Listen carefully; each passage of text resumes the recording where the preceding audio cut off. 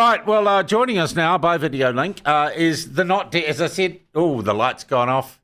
They got it. Doesn't matter. Right. All right, Mr. Peters, welcome to you. You're now just back to being the plain old Minister of Foreign Affairs and leader of New Zealand First. You don't look like you're taking it too hard, to be honest.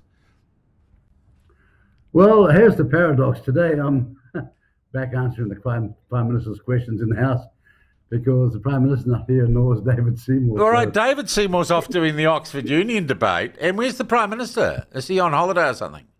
No, he's around the country. Oh, okay. All right. So you're actually, funny old week. Look, the other thing that's happening today that a number of people have asked me to ask you about is the debate on that privileges deliberation on the Māori Party haka occurs today. Strangely enough, Jerry Brownlee away as well. Does your party have a view on that? Where are you going to stand on, what has been talked up by the left-wing media as a major moment in New Zealand democracy? Well, the left-wing media and the left-wing are out of touch with the public of this country. You'll be astonished how many people actually think that it's not hard enough. It's not severe enough for what they've done.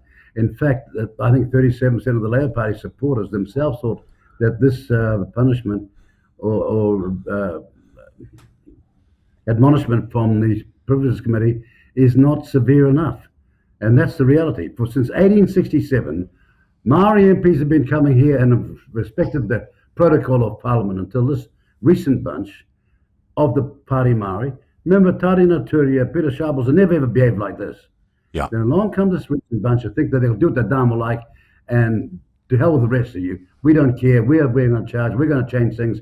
We're going to start our own parliament, and we're going to start our own laws. We're going to have our own privilege committee yourself. This is a farce, and the answer to them is, no, you don't. You're going to behave like the rest of us are forced to behave because it's called Parliament and it's bigger than all of us. All right. So, and one could imagine the government has the numbers. No one's going to break ranks. That Privileges Committee determination will be passed when the House debates it this afternoon. Yes. Yep. Mr. Peters, on that, though, and I asked people before you came on what did they want me to ask you about. I think that's quite a good way to run a current affairs show. We let the people decide. Yep. A lot of people have expressed concern that while the coalition, and in particular I think Mr. Luxon, talk quite a tough game, and I don't like the word particularly, on Māorification of New Zealand, there's still an awful lot of Morification going on in education, in our public service, at the New Zealand Music Awards even, where a party political registered banner was waved on stage at an event paid for by Creative New Zealand, the taxpayer. Are you free to do more about Māorification now that you're not the Deputy Prime Minister? Yeah, but I've been doing it for the last 18 months. I've been going through where I've got control of the department and weeding it out because it's really quite difficult when people assume rights, so much so in their assumption without consultation with the public or the taxpayer. And then when you challenge them, their sense of offence knows no bounds. Yes, it's going to be hard work, but we've gone through time after time, places over here and places over there in the public service, so to speak, to say, you've got no mandate to be doing this and you're going to stop it. But it'll take some time. And I got the other day I got up in the Parliament and said, would it be Morification if I went and got a suntan every hey, there was no truth to that rumour or story. That was completely made up. Stop for a second. Did I name anybody? No. Oh, come on. You know exactly what you're doing. No. Of course I know exactly what I'm talking about because I'm sick and tired of hypocrisy. All right. I'm watching people take hundreds of thousands of the taxpayers' money meant to be going to Māori, but it's going straight into their own pocket.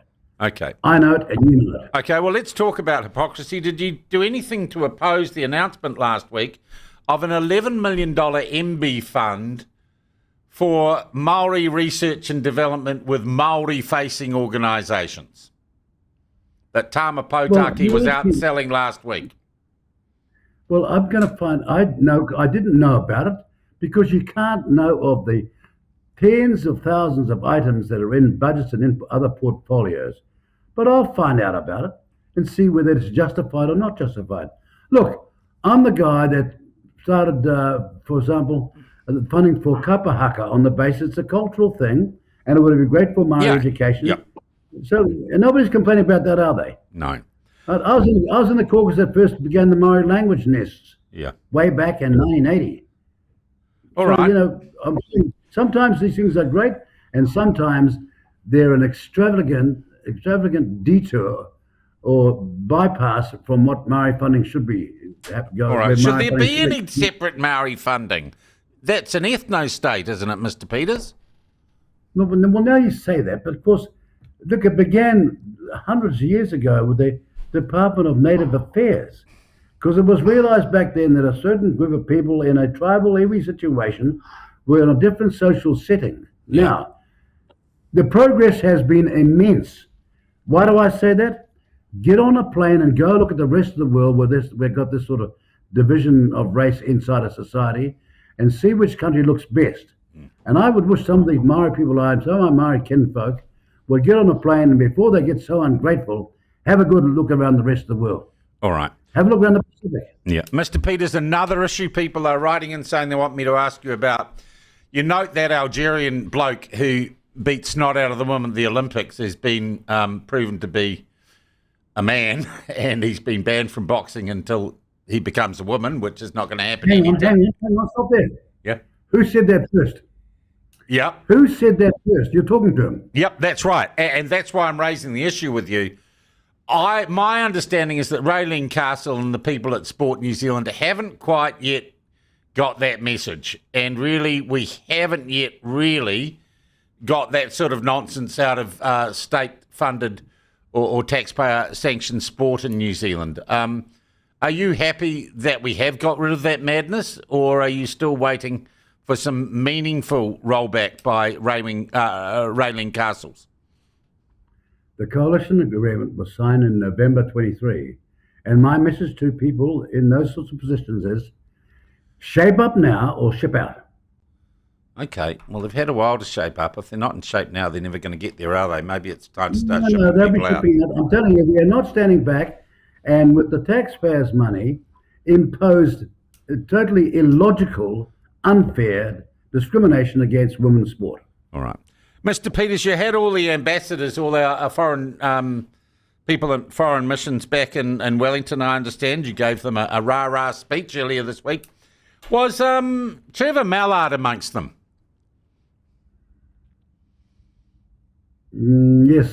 Yeah, I thought you were going to... I'm pretty sure I did an interview with you before the election after he had tried to trespass you from Parliament, and you made a pretty clear indication, to my memory, that you were going to get rid of him from his cushy job in Dublin when you got into government. No, How's that I didn't going? say that. Oh, you're saying you didn't say that now? No, what I said was I called into the question the skills and the judgment of a former Prime Minister who thought pouring cold water on kids in the middle of the night in a protest and playing loud music against the noise abatement laws and refusing to talk to people who were legitimately trying to save businesses they had for 35 years, I thought it was utterly inappropriate. And so I did not want to do something like this, set a precedent which other parties would then use as a standard for their behavior going forward. I don't like politicians in diplomatic posts. I'm the one person who's made a stand all my career because my belief is... Then why is Mallard still there?